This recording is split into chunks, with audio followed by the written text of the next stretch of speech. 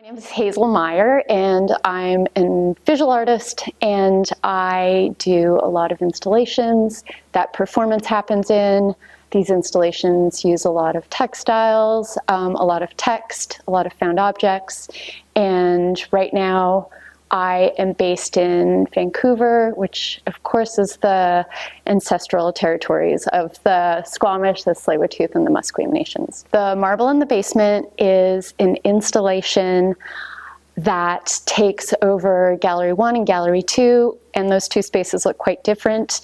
The first space is intended to look like an unfinished basement, and there are various objects that you would see in a basement, but also not see in a basement. And there are studded walls with pink insulation and various other elements that I think are quite familiar to folks from just kind of being in the world.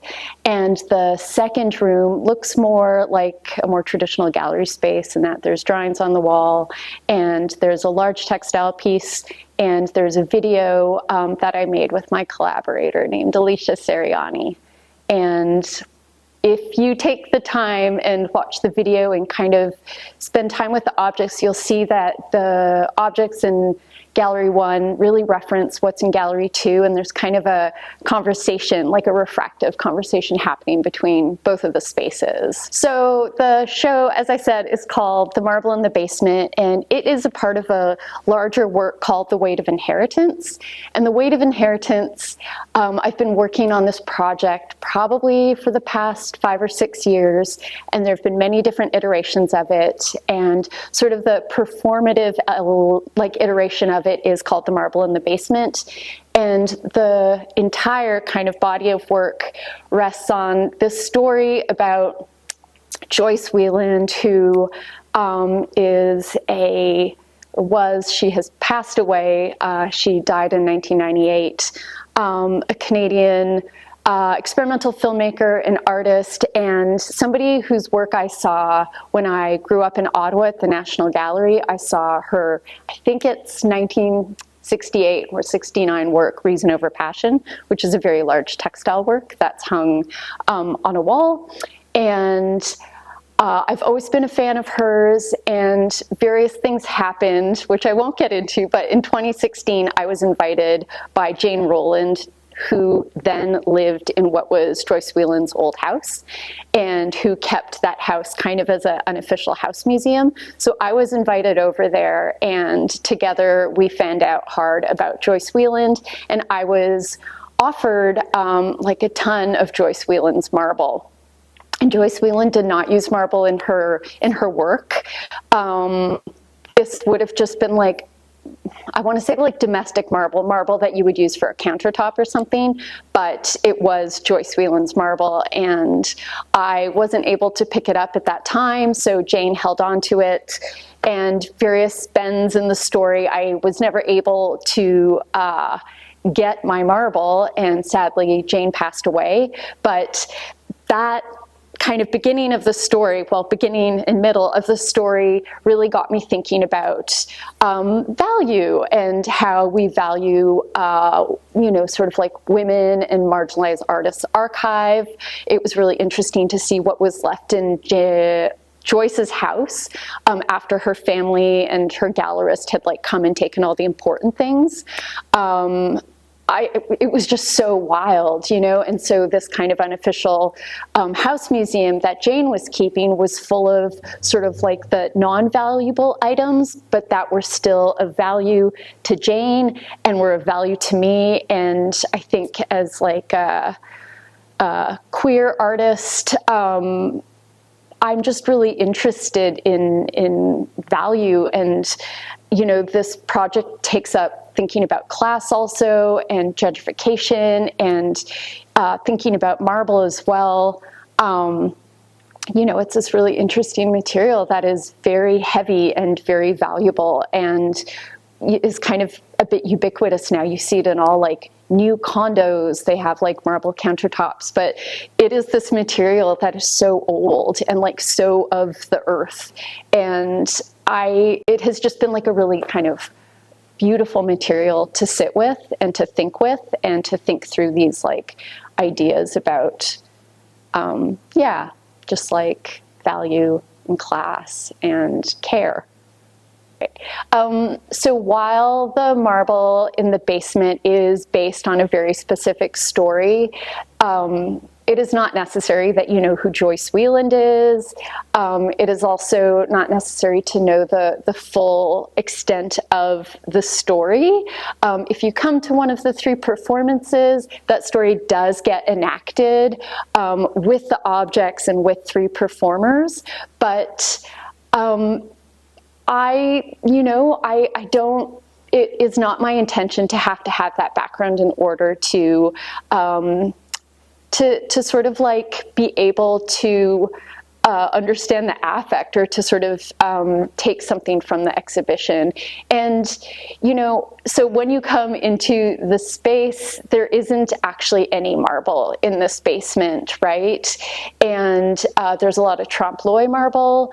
There are a lot of elements that are made to look like marble. And so I'm really kind of playing with language, and that really tracks on to the gallery number 2, in which there's a work that is based on a work of Joyce Wieland's, her work being Reason Over Passion, and my work, which is right behind me, which is called What It Means to Grow Up Poor, poor spelled P-O-U-R. So while this work in particular, and I feel as though this is kind of indicative of a lot of the work, is a direct reference to another work, you don't need to know what that work is. When I was first developing the marble in the basement, I had told the story many times about how I was given Joyce Wieland's marble, and I got really tired of myself. I was just always retelling this story about that kind of centered me in this way, like I received this, and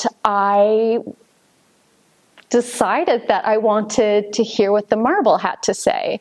And so that is why in Gallery 1 there is a large puppet of a piece of marble named Marble, but she also goes by Marby. And that was, in part to shift the focus of the story away from myself, so that I wasn't the star of the story. I was sort of moving along in parallel with the material and with Joyce and with, anybody else who could kind of find their way into this kind of larger conversation about value and how we move through the world, and what kind of infrastructures and structures like hold us and which ones don't.